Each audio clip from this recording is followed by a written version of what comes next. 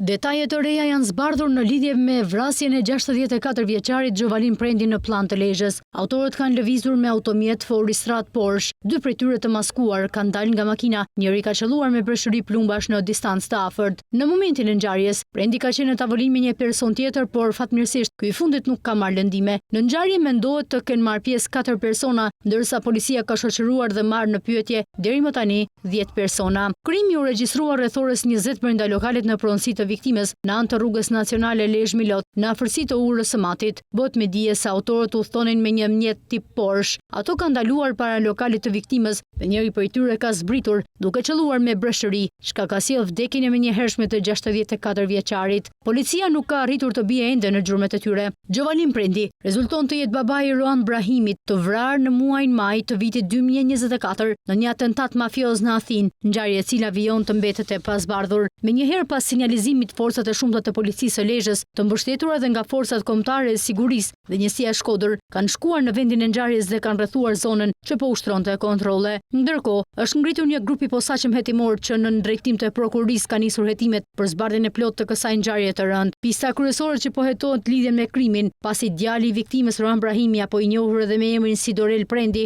dyshohet të ketë qenë i përfshirë në ngjarje kriminale. Roan Brahimi dyshohet të ketë lidhje edhe me vrasjen e Gentian Bejtjes në 15 mars të këtij viti në Laroshk të Krujës. Një nga personat e arrestuar nga policia si transportues i vrasësve, Ilir Beqaraj, rezulton të ketë lidhje miqësore me të, konkretisht kunat me Roan Brahimën. Ky i fundit, në bashkëpunim me grupin e Niklës, ka dyshimet e forta se kanë bashkëpunuar dhe kanë kryer këtë atentat, e po ashtu dyshohet të përfshirë në disa ngjarje të fundit të ndodhura në Kurbin të Lezhës. Ato mendohet të kenë qenë financues dhe organizator për të goditur grupet rivale që i shihnin si rrezik për sigurinë e tyre. Për vrasjen e Gentian Bejtës, dyshohet se paguan qitës nga Vlora.